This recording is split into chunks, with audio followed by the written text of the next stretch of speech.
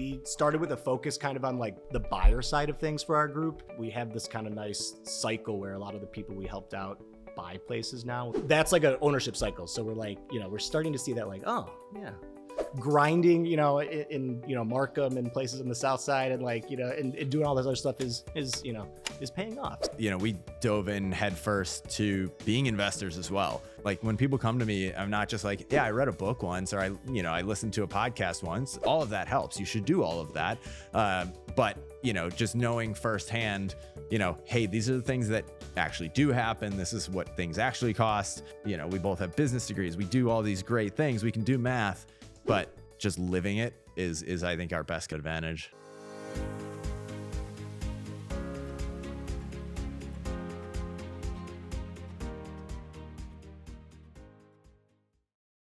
Welcome to another episode of the Straight Up Chicago Investor Podcast. I'm your guest, Michael Scanlon, with my partner, Jake Fugman. And with me, as always, is your host, Tom and Mark. Remember Jake's name. Yeah, I was like, for sure. I reminded him too. I was like, I would have to remember the partner. Yeah, I know. That's awesome. Perfect. Good to have these guys back. For those who haven't heard, Jake was one of our OGs. I looked it up, episode 20. Okay. So that was our, the first like 20 people we reached out to. And I looked up, you're on 200 on the panel, 268, and then both of you guys are on 268 together, which is a good one. We referenced that multiple times in this show. And then multiple Tuesday tips. So I think we owe them a trophy. Yeah, we definitely got 5 timers with both these guys here. I love it. I love it. It'll be the one trophy that Jake can keep at his house since they send all the other trophies to mine. The trophy is my 7th grade basketball trophies. They're just at my parents' house. We've been handing them out. So what have you been up to? Not much, man. Not much. You were just in a conference room for 48 straight hours. Yeah, I lied when I said not much, but we did the whole EOS 2-day planning for 2025. So that it's funny how that is so like after 2 days of just like trying to, it's hard work to strategically think. It's really easy to get in the room, a bunch of people and like, well, let's do this, let's do this, let's do this. Like, no, that's solving. Like we got to like be strategic. So spent 2 days being strategic. I was our facilitating a meeting and trying to be in it is tough as well too. But now the hard work comes in where you have to actually execute on. Anyone familiar with EOS, you have to get your rocks done and actually get the stuff you planned out. Now it goes to be tactical. Yep, and I know you've referenced it multiple times, but for our listeners, EOS from the book Traction with Jocko, Gino Wickman. Yeah. But yeah, great book. Great if you're looking to just systematize your business. Couldn't recommend it more. So, all right, we went long here, so let's go ahead. Housing provider tip of the week. All right, so housing provider tip of the week. It's snowy, it's icy out right now, and if you are a landlord and you have a tenant that hurts themselves, maybe it's a slip, or maybe they slid down the stairs or something like that. It's in human nature for us to be like, listen, I'll give you half the rent off, or I'll do this, or you missed work, I'll throw you $100, whatever. Don't do that without going to your attorney and maybe your insurance guy first, because it's really easy to be nice, and then in being nice, you might be admitting to something that maybe wasn't your fault or maybe wasn't intentional, but could come back to haunt you. So you might call your attorney up, you might say, hey, you could give her half a month free, but make sure you sign off on something to get maybe some sort of waiver of liability. So if someone slips and falls, human nature to be nice, but definitely check with your team, check with your attorney, check with your insurance guy. If you don't have either one of those, go to straightupchicagoinvestor.com, build your team as well too. So, all right. Our guest today, we promised them a year ago they'd be one of our first ones in the underground, so I feel a little shameful that it took us this long. But I think we've both been working with them for about 4 or 5 years now. I know they sold off most of my South Side stuff. Jake, you and I have done a couple deals together. Mark, I know you've done a ton with these guys. It's been awesome to see you guys just grow, and we're excited to have you here. So without further ado, we have the leaders of the Axon group, Jake Fugman, Mike Scanlon. Welcome to the underground. Great to be here. Awesome. Excited. Yeah, super excited to finally be here in person. Yeah, that's on us. When we had you, I went back and listened to our last episode, and we're like, oh, we're building this out. You guys will be the first ones we had, and you are admittedly not. So that's on that's on us. I'm sorry. And we like this cadence every year. We'll make it an annual thing. We can expect to be here again next year. I saw you like 2-3 weeks ago. It hasn't been that long. So, all right. So we have a lot of good predictions to talk about. Before doing that, we had you guys on episode 268 about the same time, 2024, January 2024, about a year ago. And we talked about some predictions. Let's go back. We're going to hold your feet to the fire on which one of those were correct and, maybe where we missed some of those. So I think the main one is, Mike, I'm going to throw it at you. We talked about last year seeing rates drop down, into the mid 5s. That was the bold prediction.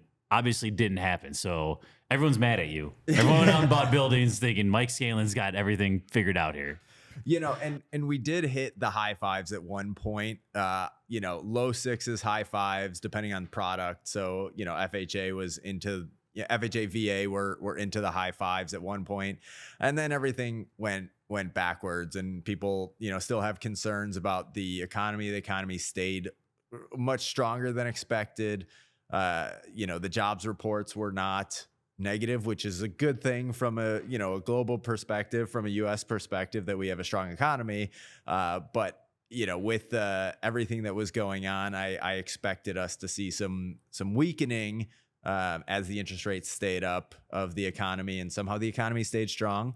I still think this year, and we'll get into more predictions, that we're going to have to see some easing at some point. Talked a lot last year about the spread between the 10-year treasury and the interest rates, and it's still abnormally high. But so real quick though, that gap did shrink a little bit last year, right? Between the 10-year, like that actually happened, except the 10-year base is still relatively high. Yeah, we saw some shrinking of it, and the 10-year dipped quite a bit in the middle of last year, and then it just, you know, went back up again. And as we're sitting here now, interest rates are back above 7. So it's an interesting period. There's so little data when you look at the last 100 years of data, to have, hey, these 3 or 4 data points are going to be predictive. It's hard to use past as predictive. So I was trying to do that. It didn't work. And so now we're on to this year. All right. Anything to add from either of you guys? I don't have any clue where, like, this is where I put in it, like, all right, just add a cushion to where rates are today when I'm doing my pro forma, because I'm not one to pay too much attention to this. I don't have anything to comment about the macro reasons of why it happened. I'm not an economist. I don't really get that, but I can say that some of the other predictions were coupled to the rates, right? Like, I think we talk, and I'll just segue into it's a domino effect. Right, it's a domino effect. And since we didn't get the rates coming down as much as expected, we saw this pretty crazy spike in demand February, early March, because people thought there were going to be a lot of rate drops. People thought prices were going to, you know, shoot up, and they didn't. So I think one of the other predictions we made, or I made, was that the 3 to 4 unit space in the 700K to the 1.4 range, like the A class or nicer 3 to 4 units would jump. And they did. Got a stat in Lakeview, they jumped 19% year over year. In Lincoln Park was 29% in some cases. That's a 2 to 4 unit stat from, shout out to Jason Wagner's report. But I think that was driven just by low supply, right? Like, there's just no supply in that asset class. If rates had come down even close to what we thought they were, I think it just would have went crazy, which it just didn't. So it kind of held firm. Well, the other thing too, and when you start getting those A+ areas, you were just talking about like your Newport building, and by some of my stuff there, you know, 19% is not off of 300K. It's off of, you know, 1.5 too. Like it almost, I know the percentages are the same, but it really does feel so much when the basis is that high. It's like, oh, this is awesome. Yeah, when I was looking at some of the summary stats, when the average price point was closer to like the 300, 400K range, and maybe like, you know, southwest side neighborhoods, the jumps weren't even as high. So, like, you know, it's a lot harder to go from 900K to 1.2 than 400 to 550, right? So we're continuing to see demand really, really strong in the A class. And I think what's interesting is I also looked at that prediction of Jake's, and we did technically, you know, Chicago area wide see a little bit of backward movement in those prices. But what we did see is a jump from 312 sales of properties between 700,000 and 1.4 million for 3 to 4 units. Specifically, we saw 312 sales in 2023, and we saw 404 in 2024. So even with limited supply, the access to 5% down allowed people to, you know, really break into a market that they probably wouldn't have in years past. And they just weren't willing to pay up for it. They were, you know, getting a little bit of probably come down from some of the sellers, but the desire to get into that market and break into that market with a product that now allows them to did happen. And so when rates do come down, I think there's enough demand from this 5% product that the prices should go accordingly when the interest rates go down. Yeah. What do you think, you know, you guys do a lot here in the 2 to 4 space, what rough percentage of those buyers are owner occupied versus someone doing investor only?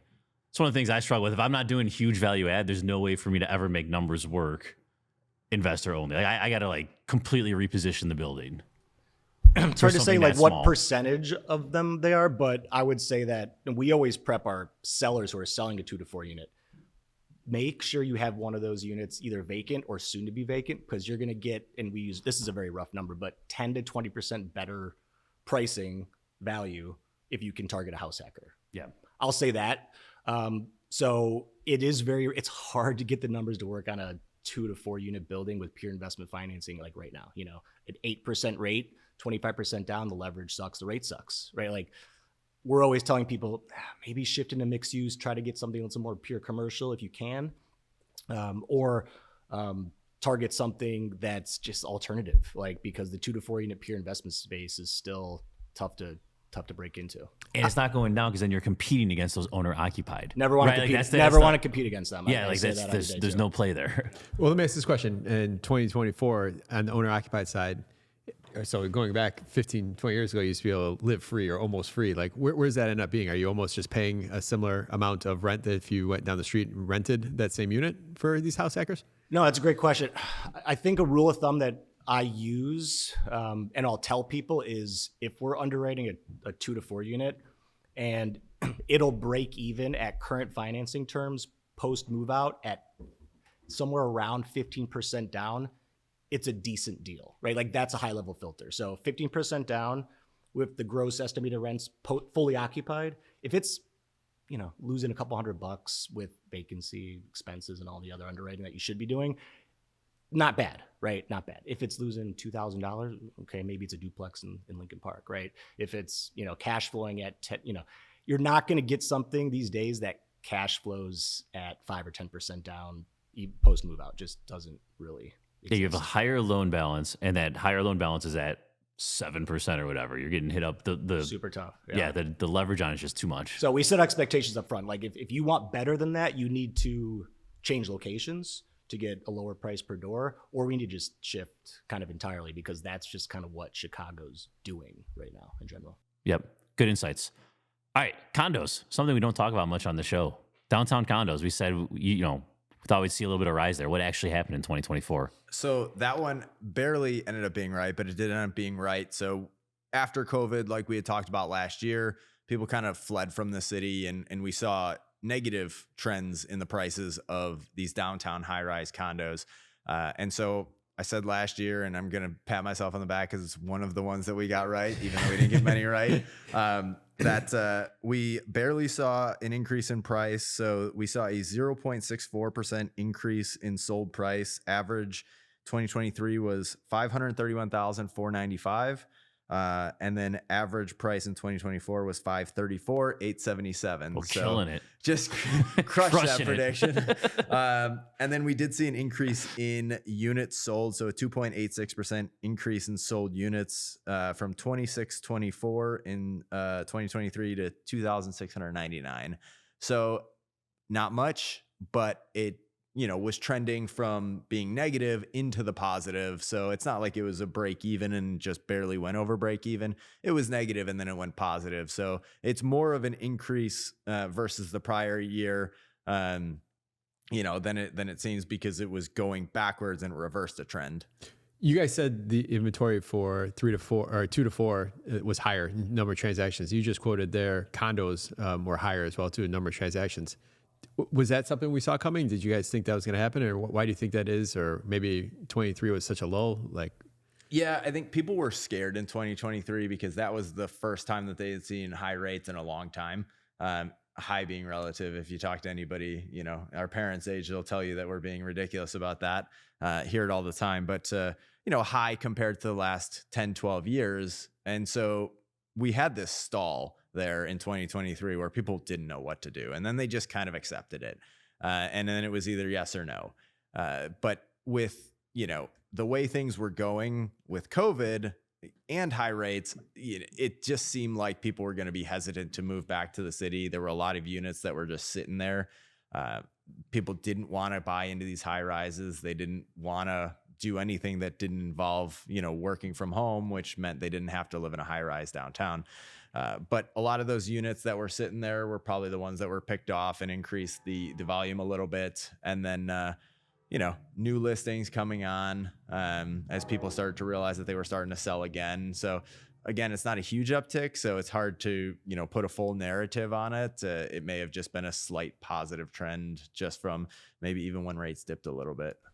We don't see any like big supply coming to the market, right? There's not a lot of cranes in the sky for brand new condos. Like, I think what was built in the last 5 years was built to rent, like, $3,000 a month, 2-bed, 2 baths, maybe even more, right? Like River North, things like that, if they did build anything in West Loop. But there's not much, right? So I think the demand's kind of catching back up to supply, which we'll probably talk a little bit more about later. And people maybe, moving back towards the city center with the whole, COVID, post-COVID, back to work a little bit, right? We're just seeing it. We're seeing signs of it. Yeah. It's also crazy to me. You can buy something for whatever, $400K overlooking Lake Michigan. No, your HOA is gonna be $1,000 or whatever, right? Like that's the kicker where it's like, oh, this is the same as buying something for $700-800K, right? Or whatever the budget ends up being. Yeah.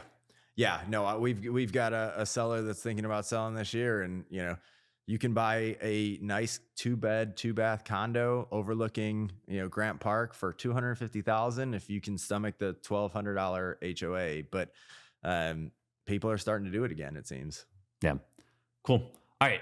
We talked about cap rates compressing as well. So we got out of the 2 to 4 space. We started talking about 5+ and saying like, hey, like we think that cap rates are going to expand, yeah. Right? And thus pricing is going to come down. That was our prediction in 2024. Where did we actually land? We're pretty close to that. And in fact, so the beginning of 2024 was super slow for I'm going to focus on multifamily versus commercial and like industrial and residential and things like, or retail and things like that. But multifamily sales dipped as high as 50% in the first half of 2024 compared to the first half of 2023, which is you're saying crazy. Volume, right? Volume, sales volume, transactions. That's like the whole city. Cap rates on the A-class stuff were averaging somewhere around 6.5 in 2024, which was up about 75 basis points. So we said like a whole percent. And in general, again, this is A-class, they came up about 0.75, which when you're comparing a $2, $3, $4 million building, that's a lot. That's a big jump because I think we talked about last time, the issue was rates stayed high. So like people couldn't get into these buildings with 25% down anymore. They had to bring 30, 35, 40% to get to a coverage ratio that the lenders were comfortable with. So it kept demand way down. And we're seeing what happened was that sales volume didn't translate as heavily to the class that didn't get hit as bad was the B class. So what we saw is people like, oh, the A class just isn't working right. It can't be that. I can't deal with that type of leverage. So let's go B class. Let's get something that's more like a 7 cap, 7.5 cap, whatever you want to call those neighborhoods.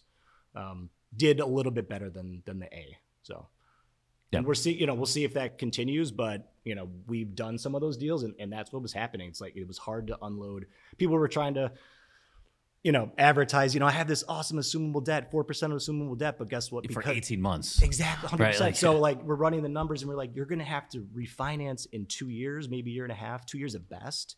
And you're going to have to bring money to the table, right? So if you refinance and, going over this, you better save every penny of that cash flow for those 2 years in reserves because you're going to need it to get that new loan. So. Yeah. Also, like that's still, you need to be capital heavy there. If you're assuming a loan, the loan's probably at 50, 60% LTV, right? There's still a barrier to entry there. And some guys can easily do it, but like there's still a barrier to entry. Yeah. You're putting a lot down to get that quote unquote teaser rate for a bit. Yeah. And don't get me wrong, it's still hard to find like a 6 to 8 unit building on the Northwest side, that, makes sense, right? Like the supply is still low, but we saw a lot of people who were willing to and able to bring that capital to the table, get decent deals in 2024, right? Like compared to 2022, 2023, when they were trading for 5 caps, Lincoln Park, Wicker Park, stuff like that. Yeah. It also, and we talked about this on the last show, it fascinates me, the move from a 5 cap to a 6 cap is exponential compared from a 7 going to an 8. Yep. Right? The 5 to 6 hurts so much more than the 7 to the 8. Like when you run the numbers, like so it's when you play in the A class area. Like people always say, like, oh, I love commercial. I love 5 units plus because I control the NOI and I control the value. It's like, no, you don't. Like the cap rate's like the biggest variable in the equation. Yeah, financing 5 years comes quick, right? Like when these loans are typically 5 years, right? Like it's not 30-year, it's not a 30-year fixed loan. Like you got to be on top of that and be preparing like almost day one for what that refinance is going to be like. Yeah. All right, so that's the recap from when we had you guys on last time. You guys did pretty good. Not bad. Pretty well, yeah. You almost know what you were talking about here. Minus the one that everybody cared the most about. Yeah. You know what? There was 5 billion realtors all on Instagram just saying rates are going to drop, rates are going to drop. At least we had some data and like there's some logic behind our decision here. All right, so let's talk predictions for 2025. Where do you guys want to start? You want to go with the election stuff first? Yeah. Fresh on the mind. Yeah, I think there's going to be a lot of interesting stuff, and so my main prediction here is that we're gonna, and this is only relevant to some people that are listening, but we're gonna see the reintroduction of 100% bonus depreciation, and on top of that, there's cost seg Kev nodding his head right now. Just loves it. just talked to him 2 days ago about another cost seg I've got going on. I think there's a lot of other fallout that we're likely to see. Regardless of what side of the political spectrum you fall on, the current regime, came from a real estate background, and so when we saw the first term, there were changes that were made that were very positive for real estate. And I just think that some of the stuff that has gone away, mainly, like I said, my first prediction being the backward, movement that we've seen in the bonus depreciation, it's going down 20% per year to the point of they considered, trying to eliminate it. I know last year there was some talk that they tried to throw it into a bill. I think it was maybe an infrastructure bill, or you can correct me if I'm wrong, but they tried to throw it into a bill, and that bill, never fully passed. And I think that there's going to be a more intentional push to get 100% bonus depreciation put back in there. So if you have properties that you haven't cost segged yet, if you're considering cost segging them, if you're a real estate professional, or your spouse is a real estate professional, or you run an Airbnb, and so you can find an easier avenue to get some of that bonus depreciation, I think that's something that we're going to see. And on top of that, if you've looked at some of the stuff that's been happening just over the last few days, some of the executive orders that are being signed, the current regime seems to want people to get back to work in person, and that would play into the prediction that we made last year with potential downtown condos. It could play into seeing an increase again in the office space, and not seeing that completely bomb out like it's been the last couple of years, and landlords potentially getting some relief who own office buildings, with businesses potentially going back in. It's very early on. It's tough to say what's going to happen, but if I'm going to make a prediction, just based on the trends that we saw in the last term for Trump, and what it seems like he's trending towards this year, it's going to be that we're going to see the 100% bonus depreciation come back, and that we're going to see a little bit of easing in the office space sector of real estate. Yep. So I know you're not a tax professional, you're not cost seg Kev here, but can you just, for our listeners, explain what is the 100% bonus appreciation or depreciation? Yeah. So basically, there are a lot of components to your property.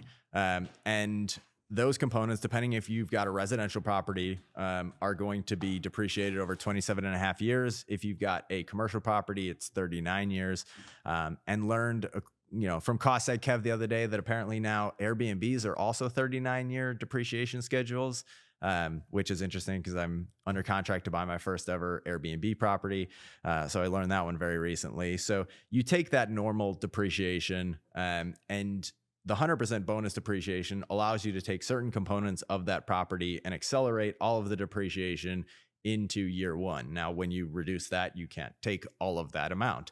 And so it just reduces the amount of depreciation that you can write off in a single year.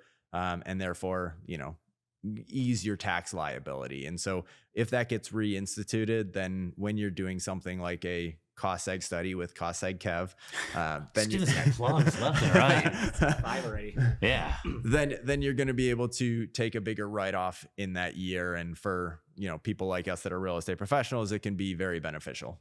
Yep. And right now it's down. What is it even down to? I haven't been paying attention. I think it's like 40% this year. It went from 100 to 80 to 60 to 40. Yeah, I think we're in 40. You can fact check me on that, but I believe we're at 40. Yep. All right. What's next? Do we want to talk about the Northwest Side housing ordinance? Everyone's favorite topic. We'll link this in the show notes for those who haven't heard us.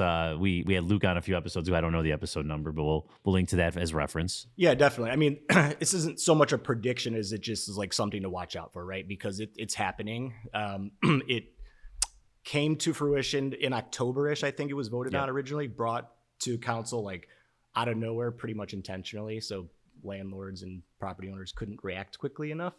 And we can go over the high level stuff of what it means. I'm going to focus more on the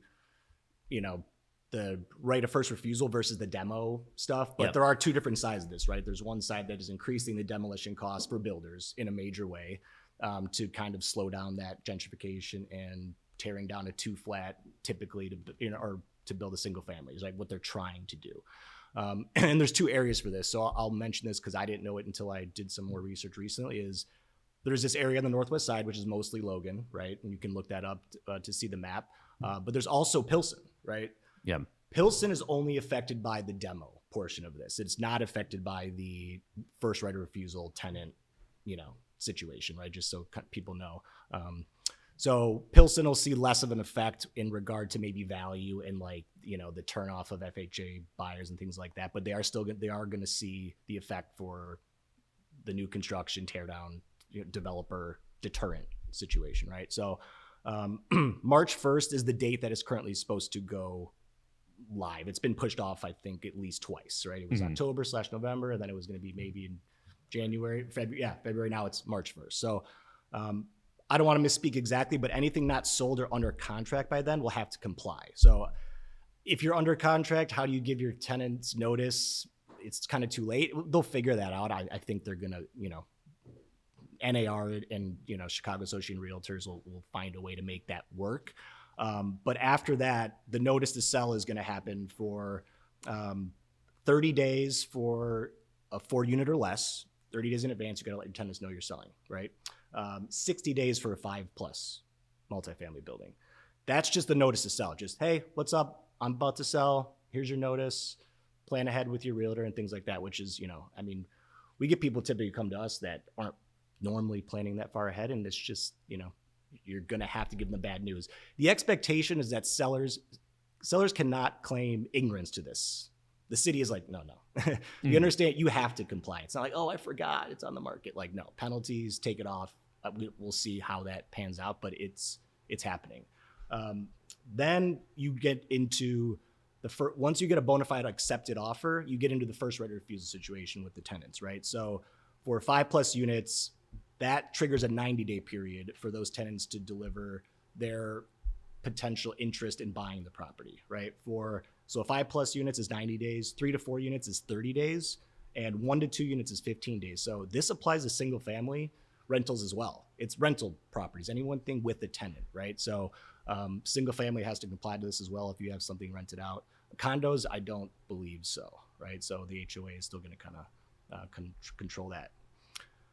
Then on top of that, they get a certain amount of days to close, right? So we've already had 30 to 60 days notice to sell, somewhere between 15 and 90 days for the tenants to give first right of refusal. And then if they exercise that first right of refusal, 5+ units, it's 120 days to close. 4 or less, it's 60 days. So, Yeah, we're in 2026, right? Yeah, we're right. Come on with the 5+, these poor, landlords that have an 8-unit building that want to sell. It's just, we'll talk about the effects, now that I've kind of gone off the details, but the biggest hurt is going to come to those bigger multifamily sellers, right? Like if they can't get 50% of their tenants to waive that right, they got to comply to all these things. it's going to take out 1031 exchange interest right off the bat. It's almost non-doable. If we have a 1031 exchange buyer coming to us, You can't go. No, Yeah. no, don't No even chance. don't even bother. So that's number one. So let's just talk about, reduced demand with similar supply equals lower prices, right? Like, so, the expectation, and let's call it, maybe this is the bold prediction of 2025, is just like prices in these areas, or specifically the Logan spot for especially the 5+ units, talk about cap rate expansion, right? Like demand comes down. Their NOI necessarily doesn't drop because rents maybe aren't dropping or expenses are coming up, but demand is dropping, right? So values are likely going to follow. So we'll see kind of how that plays out. Bunch of other stuff that kind of happens here, and I'll go over some of the effects that other areas have seen. We're going to see an increased motivation to evict. I think you talked about this in a previous episode. People are just going to be like, oh, I'm just going to get everyone out, right? Like, I don't have to comply with that's an exception to the ordinance, right? If you don't have tenants, you don't have tenants to give you a first right of refusal. That's the easiest way to get delivered empty building. That's the opposite of what the ordinance is trying to accomplish, right? Like affordable housing and open units, right? So that's going to be effect we see happening, and that's a strategy that we're going to probably talk to with our clients. Like, okay, well, the easiest way to deal with this is be really nice with your tenants and maybe work out a situation where they're going to waive that, right? And by the way, you cannot approach your tenant during the notice period. You cannot start to talk to them about their first right of refusal waiver in the notice period. You can only talk to them after a bona fide offer has been brought. Yeah, so if you got just to cut you off for a second here, like if you got a loan coming due in like 2026, you took out, 2021, you took out a nice 3.5%, 4%, 5-year balloon, like you got to start today, right? Like that's insane. Like that guy is like gonna have to come up with a 7-figure check because he or she cannot sell the building. Like that's a true squeeze. 100%. Or you're gonna have, or what we're probably gonna see is that sellers will just be very strict with their broker on offer, just not contingencies, but like how they want their offers placed. Like, hey, I only can accept offers with 20% earnest money because I'm trying to deter the tenant organization from having the ability to compete with these third-party buyers, right? So we're going to probably see, it's just going to be a higher barrier of entry to get into these buildings because sellers are trying to get ahead of that, right? Like, because if you make your, off, your $10,000 of earnest money, right, and there's caps to it. There, we can get into that, but you can, potential change in offer criteria, right? Cash only, right? Like I only want cash only because the tenant organization in most cases has to match the term of that bona fide third-party offer, right? Like they can't just be like, oh, just price, but I'm getting 95% leverage, right? Like they have to match the terms. There is a 5% earnest cap on the 1 to 2 units, however, but the 5+ units, you could ask for $100,000. Wow. Exactly. Yeah, that's great. So where it might help is maybe there might be some opportunistic developers, I don't know, that get in there and throw their capital around, maybe, but you're going to see some distressed sellers in that sense of like, yeah, my loan's coming due, or I had a bridge loan, and now they're kind of screwed. Has there been any talk about? I know they do this in Milwaukee to get around some of the rental stuff. The rental license stuff is selling shares to LLC. So if you have, it's funny you say that. There's another building. It's not because of the ordinance, but for other reasons. Like I just explored that. I'm on the buy side.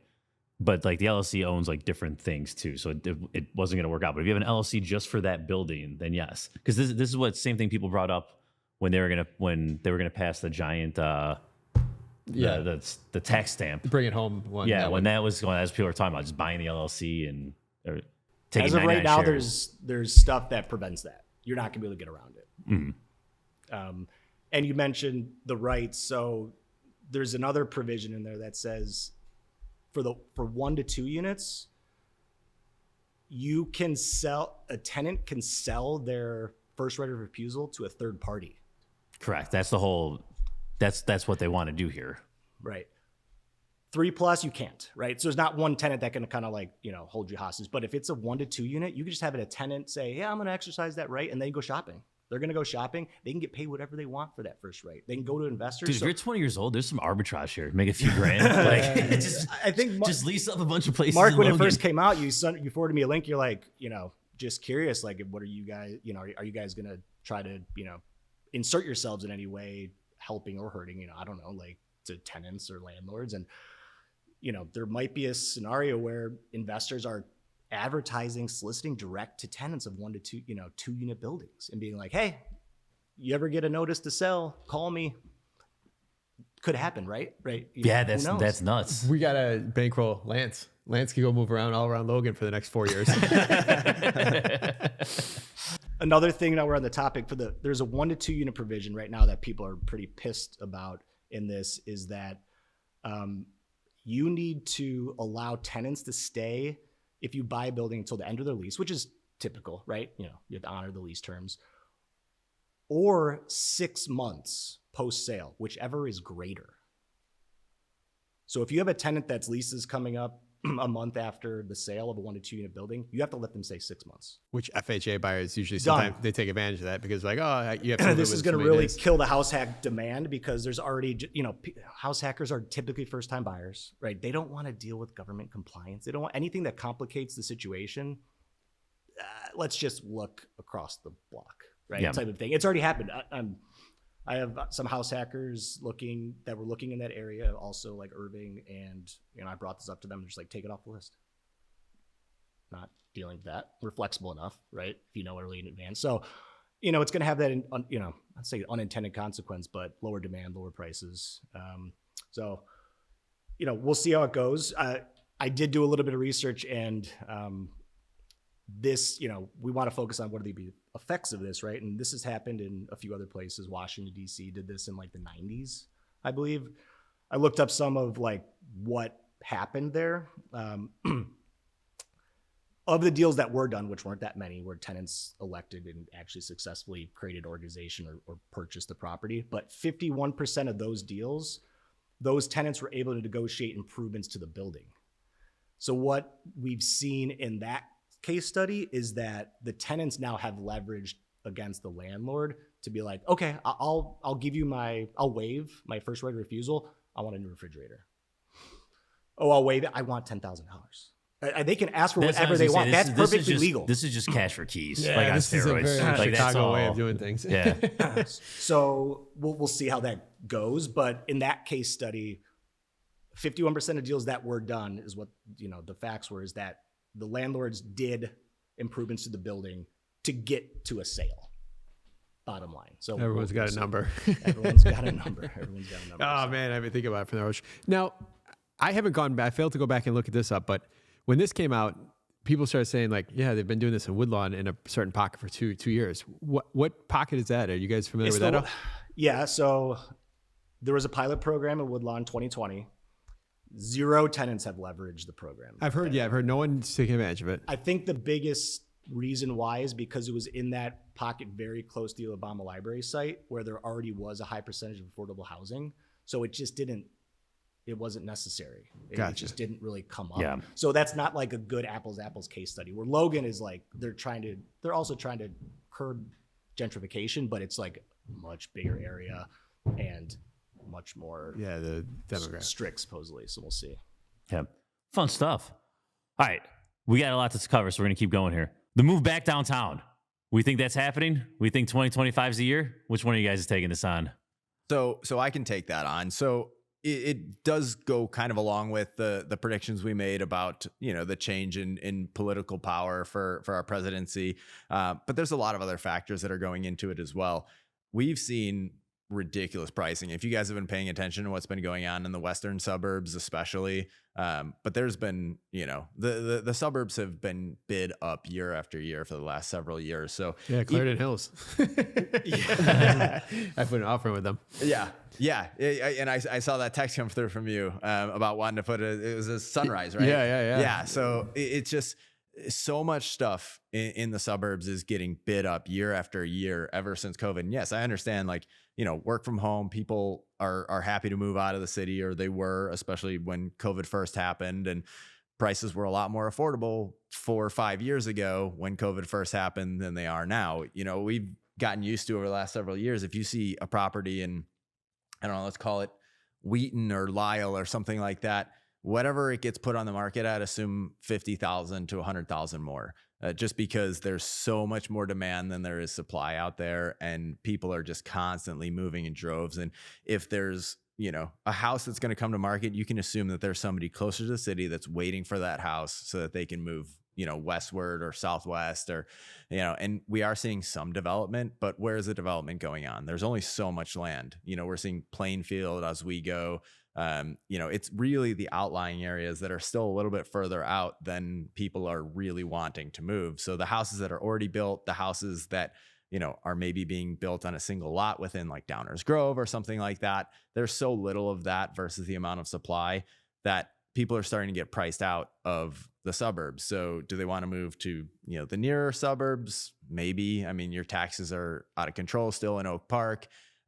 There's a lot of, areas in between where it still feels like the city. So I think we're going to see some reversion to people, living in the city and just accepting that, hey, it's actually not so bad. I don't have to mow a lawn. I don't have to shovel snow. Everything gets taken care of for me. And that is all going to be coupled with the fact that, they may actually have to go back to work in person. And yes, you can take the train. Yes, you can do a lot of things. You can drive. But if you guys have been driving on 290 and 9094 for the last 6 to 8 months, you've seen that it's still ridiculous and it's terrible to drive. So there's been a period of time where people have accepted, hey, I either move to the suburbs and I commute back to the city, or I move to the suburbs and I work from home. The work from home, I think a lot of it will still probably stay. I don't want to overblow the fact that, Trump and the current political regime want people to get back to work in person. But I do think that we will see some of it. Where there's smoke, there's usually fire. And so there's going to be people that are going to, either start working in the city again or continue working in the city, or new grads that just have never worked from home and just accept the fact that, hey, that stuff happened years ago. I used to have to, my friends that are older than me, used to be able to work from home, but that's not the reality of the workforce that I'm now entering, because, back to work is something that people want to see. And then on top of that, there is just a growing population. Like, people like to talk about, people moving out of Illinois and all of that. And Jake has talked about, on previous podcasts and discussions that we've had, that a lot of that was actually overblown, that it was stuff that's related to the Northwest Housing Ordinance, that, people like Tom are converting multifamily into single family. And so there's not actually a move out of Chicago. It's just that, there were 3 families in a multifamily, and now it's just 1 because it's been converted to a single family. So a lot of that was overblown. And so with the rising population as well, there's going to be continued demand. I've again said this on previous podcasts, but if you go online and you look at a population counter in the world, it is not ticking down. It is consistently ticking up, and it will do so. And so even just naturally over time, millennials are going to be, a bigger part of the overall population than, baby boomers and Gen X, and Gen Z is going to be an even bigger, portion of the population. And so as they start to mature and getting into buying age, there's just going to be increased pressure, because like Jake said before, there's no cranes in the sky. There's, and especially if people are going back to work, you can't even convert these office buildings into, large scale condos or multifamily, because then that'll go away. There's nowhere else to build. And so with that pressure is going to come, increased demand and, people moving back because there's nowhere else for them to affordably go. Again, like we talked about, if you can still buy a condo for 250, 300, 400,000, if you can stomach the payment, that's still probably better than, having to buy an $800,000 house in the western suburbs. That's not even your dream house, because the dream houses cost $1 million plus. Yeah. And it's the outskirt neighborhoods too. It's not just the suburbs. Portage Park, Norridge, these northwest side, they've seen crazy price growth the last 3 years. It's only sustainable to a certain point, right? Like, it just, I remember a lot of the house hacks we used to do for buyers looking at for a 2-unit plus a garden, right? They were trading in like the low to mid 4s, right? And the numbers kind of made sense. Like, oh, I could live in the garden and, we talked about like breaking even with 10, 15% down, in an area that's pretty residential, but it's kind of far out there. Those same buildings now $600,000, like, At least. a huge jump. So just comparing those neighborhoods now to Wicker Park, the Loop, West Loop, like we're starting to close that gap, right? They're not that cheap anymore, the outskirt neighborhoods. So people are like, oh, kind of second guessing their, like, the move from the Loop. Yeah, anecdotally, real quick, one thing that we've noticed is, when we started flipping bungalows in my neck of the woods, you'd be able to buy for like, a distressed one for like 170 or something. And like your ARV on the back end was like high 3s to 4s. And like now the distress is 3. Like the distress is almost getting to where ARV was 5 years ago. Like not in a long period of time, like in a very short period of time. It's like, it's crazy. It's not sustainable. The city and the condo market is still relatively affordable, especially when any of the infill you guys were talking about there is $500,000-$600,000, and even when you go out to places, like they're building some stuff out by me off of Randall Road, it's still $500,000-$600,000 because these builders have realized they can't make money putting 2,400 square foot houses up. They realized a long time ago they can't make it do it 900, but now they're putting up these, and they I watched them in the development right around the corner from my house. They redeveloped the whole land just so they could put walkout basements and charge another $50,000 more for that row of 15 houses on the backside. So, like the affordability is in the suburbs is just gone away on all different fronts, and it does make a 250 condo with a low or high association still be way more attractive. Yeah. I just to add a couple more things, Illinois absolutely did lose people. Chicago was flat from census to census, right? Like we were, cool wasn't going up. Like you can still say that's not good, but like we did not lose. Like that's definitely like a misconception. And I think the two things I always go back to, and this is, mainly because we have stuff in A areas, is two things. One, we have the lake to the east, right? Like it's a set just boundary of like, we can't expand that way, which helps. But then also this is the first stop for so many 22-year-olds from the Midwest. Like this is the first stop out of Ohio State, University of Wisconsin, Minnesota. Like every one of my tenants is just from some Big Ten school. Right? It's just like, it's their first, and some will stay, some will go back, some will move to the birds, but like it's the first stop, and everyone gets that experience of like 2-3 years in the city, and some fall in love and stay. And I don't see that ever changing, right? I don't see like a 22-year-old coming to Chicago in the summer and being like, this sucks. Like, I don't think that'll ever happen. Another thing too, I was thinking about when you were talking is any 20, 21-year-old right now doesn't know the value of working from home, or didn't fall into that rut of, oh man, this is pretty fucking cool. Like, I'm only gonna work from home for it. Like they don't know that. They know, they might have seen that, but it will be easier to get them into an office than it is. Right now I'm trying to find some people for here at GC, and it's like you talk to these anyone that's 35 or up, like they're like, man, you have to pay me more if I'm going to start driving to work now. It's like, man, you live down the street. So it's like I think you just go in phases, right? And what the norm is. People that are in college now or a little younger, they don't know the norm of working from home. So I think that'll just kind of work itself out. Yeah, and I think your new demand, like you talked about these younger, like 22-year-old graduates. Maybe they're not ready to buy just yet, but they get 1 or 2 years into, working their first job. They save up enough to put, 3% conventional down on something.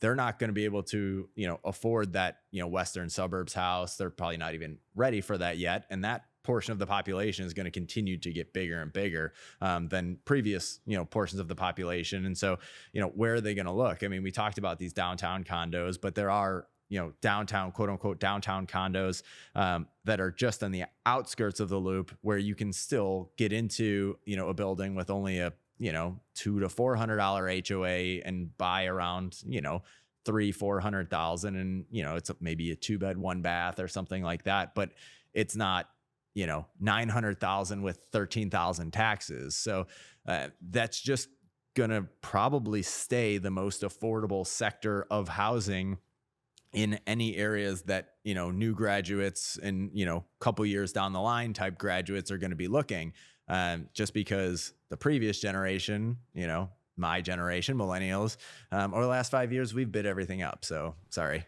Yeah. And those condos you mentioned, and I've had this conversation with people that have gotten frustrated with the 2 to 4 unit house hack search. And I'd love to, talk it up because that's one of our bread and butters, but I've had a few people get frustrated. and say, hey, what can we do with condos? I'm like, well, yeah, like you said, if we focus on an 8 unit or less, it's like a walk up, no elevator, no doorman, and the HOA is rental friendly, it's not a bad investment, right? It's not a horrible investment to get started, at least build equity, something you could probably break even on rent with 10 to 20% down post move out. And it's just less maintenance, right? Like still buy something, don't get me wrong, but it's just like that gap is starting to close, and then naturally it's just cyclical, right? These things come in waves. I think it's better to do that than wait 2 years for the perfect 3 flat. Like, Yeah, I think definitely. it's way Just smart. 100%. I'm talking financially. Mentally, probably too, because now it's like, now I did it. Now it's easier for me to jump in the next one. But one question I have for you guys is, you guys dabbled with a bunch of these developers that built these 3 unit and selling off to investors. Are you still seeing that type of build up? And I think some of the stuff was in Pilsen, some of the stuff was in Little Village. Like, are you still seeing? I'm seeing these crazy prices in Woodlawn that they're almost past what an investor could even take down and make the rents work. Like, where are you guys seeing in this new construction, small units? Yeah, they're still happening. Like Bronzeville, West Pilsen, Tri-Taylor, East Garfield, right? 3 unit build to rent places that are trading for like $850 to $1.1 million ish. And the rents are still like supporting those buildings, but what's happened is just the rate conversation, right? Like I think they're starting to, they can't just list these for $900K and sell them, pre-construction anymore. Before we did a few when rates were low. We have a lender at Federal Savings that has a 3-year ARM product that you can put 15% down on a non-occupied 2 to 4 unit. Super popular, and it made a lot of sense when rates for that product were at 5, because you could put 15% down on a $900,000 3 unit. The gross rents would be like $7,000 ish, maybe a little bit more, like close to that, and you would be kind of breaking even at 15% down on a brand new building, right? Like awesome for a 1031 exchange, awesome for someone that's, in the low cap rate environment, Washington, California, East Coast, things like that. We've seen the demand go down a little bit. Is bottom line is like, like there's one listed that I have flagged in Marshall Square. Actually, it's one of Lawrence's building that's, I think he threw up there originally for like $890, and it's been sitting there. And that would have sold like that 3 years ago. And I feel like Jake's calling me out. So I used a 15% product to buy a brand new 3 unit a couple years ago. And much to my disappointment, I mean, it's a cash flowing building for me. Don't get me wrong. I have a lower rate on it. And the purchase price that I got it at, I was pretty happy with, but I watched that market pretty intently, and it's not increasing. It's not decreasing massively, but when we are seeing everything else increase, I'm a little disappointed when the value of that specific property is not going up with the value of my other properties. And there's a couple things that are going on. One, the rates are higher, and so it's tougher to make that affordable, especially in an area where expecting premium rents is tougher. I have a brand new construction. I mean, brand new now that it's 3 years old, but I still call it brand new construction that is beautiful, like quartz countertops, like, really nice, finishes and all of that kind of stuff. And so it does demand a premium rent, but there's not as many premium renters in Bronzeville, Woodlawn area as there are in Lakeview, Lincoln Park. And so that hurts it a little bit. And then, in terms of, the boom of new construction, we saw that when the rates were low because they knew they could sell them. But that's also coupled with the fact that a lot of these developers bought these pieces of land, especially Bronzeville area, and then, Pilsen, Marshall Square. They bought this land 10, 15 years ago. I've talked to some of these developers, including the developer that I bought my 3 unit from, and he's like, I'm not doing anything right now. I'm sitting on the sidelines unless you can find me a lot in Bronzeville for under $400,000, because they can't find them. If they bought them 15 years ago for $150 to $200, then they can, make a margin on that build, but they can't make a margin on the builds with the current land prices. So the land prices are hurting them as well. And so there's a couple of factors that are playing into the fact that is slowed down a little bit, the rates being high and the inability to acquire land unless you already have it. Yeah, I feel another thing too with these builders, what happens is it gets scarce like this. So like that guy's saying he's sitting, but there's some people who just can't afford to sit. So then they'll do it. Yeah. Like they'll take the deal at like minimum margin, and that just keeps things elevated when they shouldn't be. Like that lot shouldn't go for 500 or whatever it goes for. But one guy saying, I got to keep the cruise going, I'm going to buy it. And all of a sudden the next guy, well, 5's what it's going at. And people keep like, It just And they takes buy a in few. riskier, or they buy in riskier areas. Yeah. And then they take those risks. Yeah, and without then changing the sometimes they margin, bite- like yeah, to sometimes get they the bite same 'em. margin they were getting when the risk was lower. Yeah. Yeah. Like there's some people that just keep the train going. It's like, all right, this is messing it up for everyone. Thanks. Yeah. And there are plenty of developers that have told me that in the past that, hey, like, you know, I have guys that work for me. I need to keep them working or I lose them.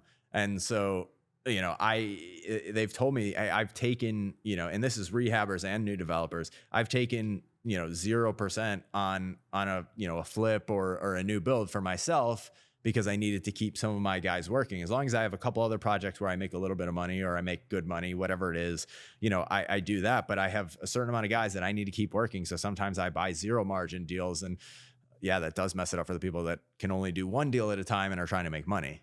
Yeah. All right. Let's talk about the 1901 project. This is exciting.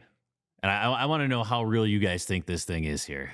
So, you know, I bring it up as something to watch because it's getting more real, right? Like, so I think last week. Well, or like, give some background for someone who hasn't heard the term sure. 1901 So project. The 1901 project is going to be pretty much United Center is the epicenter of this, right? Like it's all going to be, you know, a major development around the United Center, a 6,000 person music venue, a big giant mixed use buildings, parks, parking garages underground,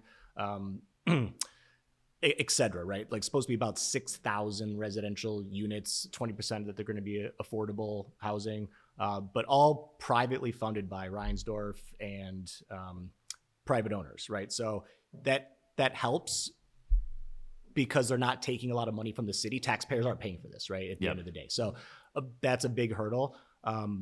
And it was kind of pie in the sky. There's been drawings done up and everything the last couple of years. And people talk about projects all the time that don't come to fruition, right? Like the red line's finally maybe starting south. We can talk about, you know, we're not really gonna talk about that today, but this was kind of like, yeah, okay, we'll see, right? Like this is almost too big. A lot of nice renderings. Often Right, in the very city. pretty. A lot of talk about political type stuff. Maybe. Yeah. So, but we'll see.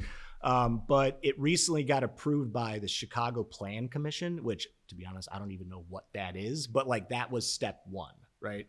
Now it has to go. The developers have to go to the approval through the approval process from the Chicago Committee of Zoning and the Landmark and Building Standards. So, how long does that take? Supposedly, you know, this year that could happen.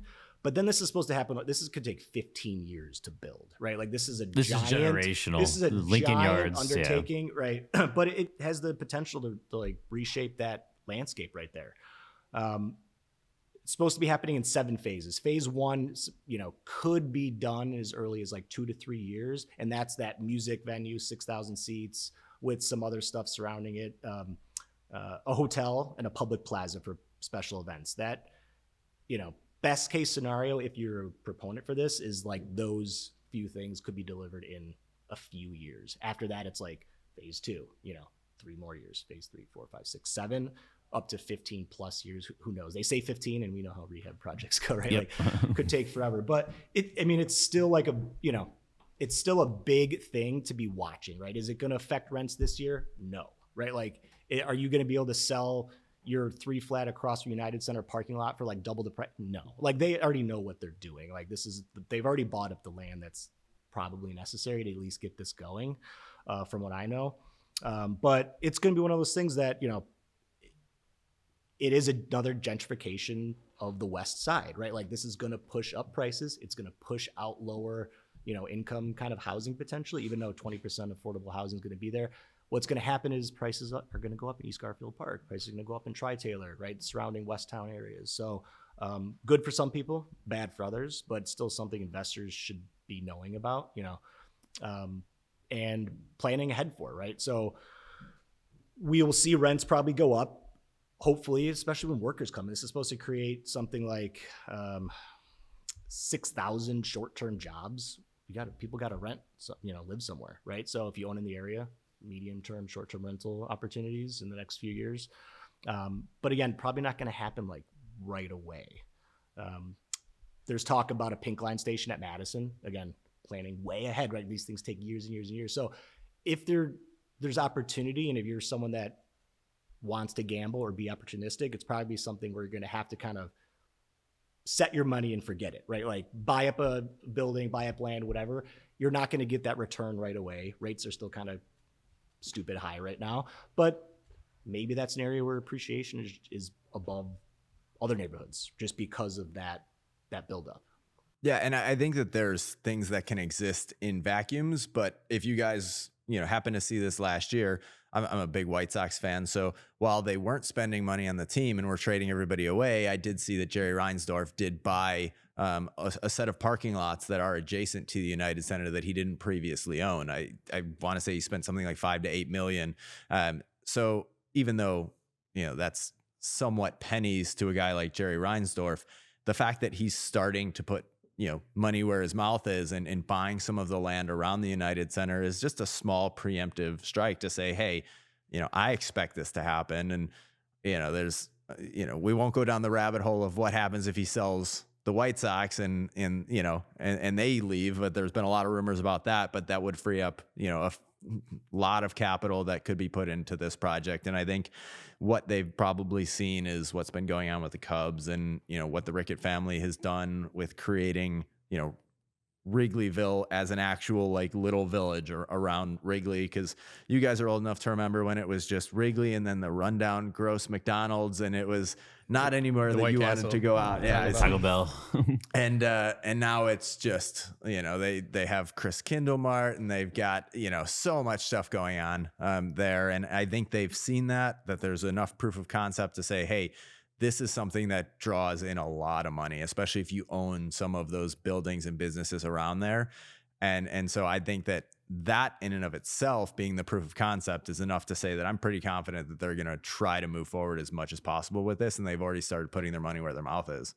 Yeah. It's also geographically like the next step, right? Like, going from, if you want to take it from the West Loop going west, like it's the next step and then from the south there, like Taylor Street there is all built up. Like it's the next logical step, I feel. And there's nothing there. You want to go get a burger and a beer before the game. If you're not going to Billy Goat, it's like, all right, we're a mile away, right? Like there's nothing there. It's an oasis. You walk from like Rinaldi's Pizza, but that's like it, right? Like in the middle of winter. Like, it's not like you're not gonna bring that Clark Street I in the just summer, did it like the other in day, and Wrigley. I'm like, I was like, and the place is packed, and I'm like Google mapping another place to grab a bite, and I had to go back east. I had to go to West Loop, and then Uber all the way my ass back out to United Center. Yeah. So yeah, it makes sense, right? Like even if this doesn't happen, people have been talking about East Garfield Park. It's just like, it's just such easy access to the loop. Like it's straight down 290. It's so short. The buildings look big because they're close, right? Like like you said, it just makes sense. So whether or not this happens, I think what's going to do is it's going to increase demand for those areas. It's going to probably increase prices, but it's all cyclical too. Now, like we talked about the Northwest Ordinance, that's kind of the reaction to the 606, right? Like this is the political reaction to like the 606 gentrification. So like another thing you have to think about as well is, maybe buy up in that area. Sure. Is it a bad, I can't tell you if it's going to be a good or a bad idea. Long term, typically all real estate purchases are a good idea, but will there be some type of ordinance expansion down there because they have to quiet the people that are being very loud about gentrification, right? Is there going to be some ordinance that follows because of this development where a certain amount have to be affordable, or this just gets expanded, right? It seems logical to me that what will follow after that is like, oh yeah, big boom, but then whoa don't make too much money. Yeah. So, all right, we covered a lot. You ready to wrap? Oh, really? Okay. I thought we had more. All right. I don't have any other. Sorry, You're the one who gives a hard deadline, by the way. I'm looking at the clock for you. I don't look at the clock because then it's like, all right. So, but all right, cool. I'm ready to wrap. All right. Mark woke up from his nap. He's here. No. All right. Am I asking both? Whatever you want to do. All right. So you guys can both answer, but keep them short since there's two of you. What's your unique advantage? What's your competitive advantage? How have you been able to do this well so many other people wish they could? One word. No, I'm joking. Yeah, no, I like to think, I think our advantage is that we started with a focus kind of on like the buyer side of things for our group. So we have this, kind of nice cycle where a lot of the people we helped out buy places now, we've been doing this for like 4 years now, kind of together-ish. Yeah. That's like an ownership cycle. So we're like, we're starting to see that like, oh yeah, grinding, in Markham and places on the south side and like, and doing all this other stuff is is paying off. So I'll attribute to some of that now, just because this year we saw a lot of people that were buyers turn into sellers. Yeah, and I would say for Jake and myself, we dove in headfirst to being investors as well. I've got 26 units under contract, knock on wood, for my 27th. So I get it. Like when people come to me, I'm not just like, yeah, I read a book once, or I listened to a podcast once. All of that helps. You should do all of that. But just knowing firsthand, hey, these are the things that actually do happen. This is what things actually cost. Jake was and is a landlord and has been for a very long time. I deal with it day to day, still self-managing. Mark will call you in a couple of years when I'm ready to give up on that. But yeah, I mean, just, on top of, we both have business degrees. We do all these great things. We can do math, but just living it is I think our best competitive advantage. Yep. And real quick for our listeners, what was Axon Group's volume in 2024? We have our year-end meeting probably next week, so I don't have that in front of me. So I don't know the financial volume, but I think the unit count is going to be not in terms of like units. Like if we sold a 4-unit, we count it as one. The Transactions. The transaction count is going to be probably somewhere around 330 transactions. So closing a deal a day. Just about a deal a day, and we're still growing the team. And we did a fair amount of commercial deals there as well. So our unit count is probably, it's well above 1,000 easily, 1,500, 2,000 plus probably. Awesome. We're excited for the future. 2024 kind of just I remember sucked when for a you guys lot were- of real estate agents, and we did okay, right? Like we did okay. So we want more. We're excited. That's cool, man. I didn't realize the number. I knew the number was high. I didn't realize it was that high. So congrats, guys. That's awesome. All right. You guys talk to first-time buyers in Chicago all the time. What's that one piece of advice you would tell them? They're looking to jump in, buy that first 2 to 4 unit. That one piece of advice. Especially in the market today, which is it's tight, right? Low supply, high competition. I'd say don't be afraid to come in second place, right? Like be the backup offer, stick to your guns, and have your agent kind of follow up with the seller. Things fall through. I'd say, and I don't know if this is an exact fact, but I'd say about 10 to 20% of deals don't get through the first contract, right? So it's okay to be second. And I would say accept a good deal. Don't wait for a great deal. I bought a good deal this past year and then was able to raise the total rents by like 1,800 in the units that I'm not living in. I'm currently house hacking. And so, with a little bit of work and things like that, I took a deal that, only one other person put an offer on, and I've turned it into something that when I move out is now going to cash flow pretty substantially for me. And I was able to take advantage of like the one day where rates dropped and refinance. And so, if you're waiting for a great deal, and if I had been waiting for a great deal, I would not have bought that building. I got a good deal where I knew I was negative from day one, but turned it into a positive. So, listen to your realtor, if you have a good realtor, and find a good deal, because it's probably still going to be better than renting. And get a sewer scope.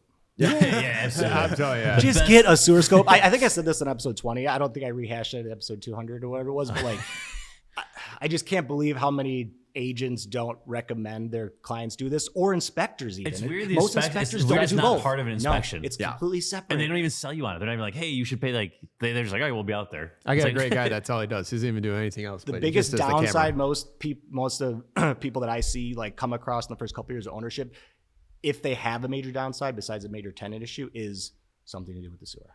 Cool. What do you guys do for fun?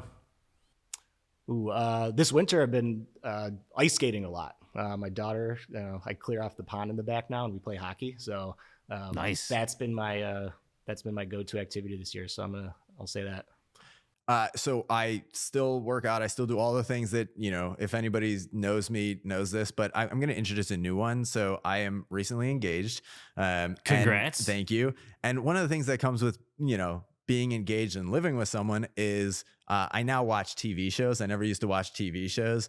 And so I've actually gotten into several TV shows, Shrinking, Silo, there's Slow Horses. I never was a TV person. I went years and years without like watching a single TV show. I used to tell people my favorite show is still Scrubs because I watched it 12 years ago. And so, yeah, I've, on top of all the other things that I've done, I now actually watch TV shows, and that's actually kind of been fun. All right, you're a true millennial now. Nice work. All right, give us a good book, podcast, or self-development activity you'd recommend to our listeners. I've been listening a lot to, I don't know if any of you guys listen to it, the REI Diamond Show. Dan Breslin Yeah, Dan hosts Breslin. He still has Chicago stuff. I know he's national now. He was our number one. He was our first guest. So it's a great podcast for people that are looking to get a little bit more into the commercial side of things, right? Like a little bit next level from like the bigger pockets type stuff, right? Like they talk, he talks a little bit more about He's been doing a bunch of deal industrial breakdown and stuff and syndications and stuff like that. So I think anybody who is interested in kind of like some more of the alternative stuff, pure commercial, check him out. Real estate, REI Diamond Show. And get on the wholesale list. He's got properties here still. Dan Breslin on here. He was our first guest. He's the first. Is that He was our first guest ever. Oh, I didn't realize. So That's amazing. Okay. So we had him on, back. and we didn't really know him that well. I think I bought a deal from him, and like it was our first episode, so we had 4 pages of notes printed out. Like, we'll ask you this, and you'll answer this. We had no idea what we were doing, and we're just like, all right, so talk about the market. He's like, all right, so in the 60622, this is what's at, and like He ran the show. He went zip code to zip code about everything, and then the show was over. We're like, well, this is easy. So I'm going to give a bit of a niche podcast that, some people may have heard of, but a lot of people probably hadn't.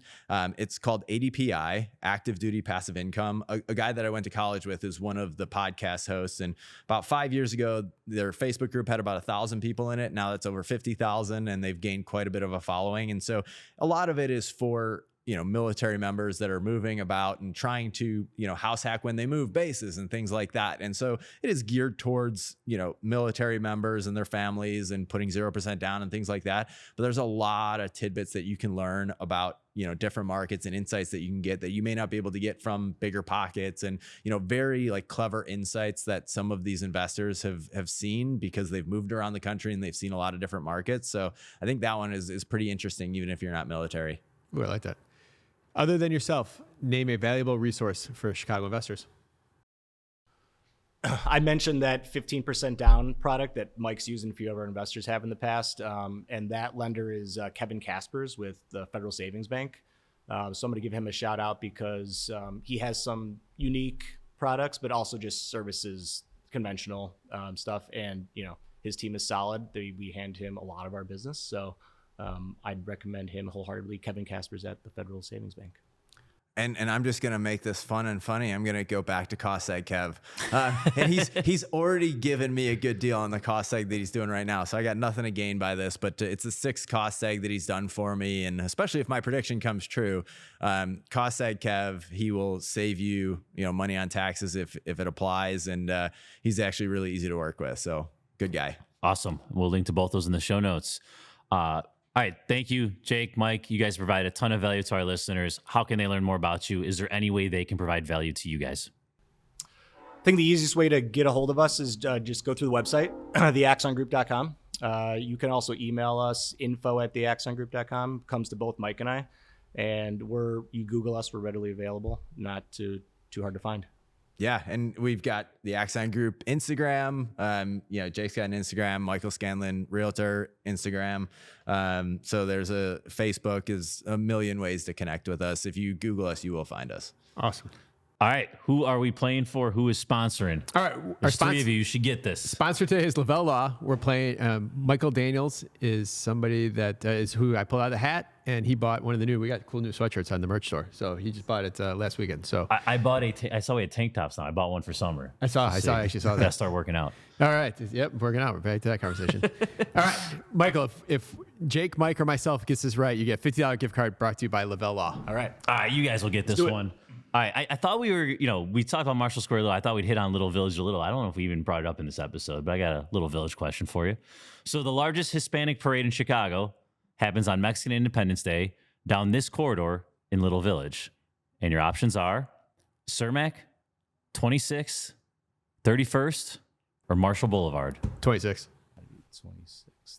Should we just play the odds and guess on the other Yeah, side? yeah, Almost yeah. positive We it's gotta do that for 26. That's the main retail strip with the most retail activity. Yeah, it's the second highest grossing shopping district in the city behind Michigan. All right, Avenue. Mark says 26. Yeah. I'll just say Marshall to have our bases covered. I And- want him to win this. And I'll go with Cermak. It's 26. Yeah, all right, easy peasy. Good stuff. I knew that one. I don't know You know what why it it's was top at of all. mind though? Because Crane's article yesterday was with Trump going to office, 26th Street's empty. Like they showed a picture of it just being empty. And shit. Like it's sad, but it was. Hey, side note to all this, you changed your Crane's password, so I can't get on anymore. No, it's the same thing. You got to tell them. All right, I wrote it down wrong. I'm not paying the $2 a month. I'm using your password. All right, man. Mike, Jake, that was an awesome show. So today airs our 350th episode. This I think ends up being like 355 or something like that. But if you haven't been part of the first 150 or first 350 episodes, please go on iTunes, Spotify, and leave us a review because it's those reviews that keep us growing and keep us circling and finding new listeners to continue to grow. So that's a lot easier than me asking you to go refer it to 4 or 5 friends. So just go on and leave a quick review. So thank you, listeners. We will see you next week.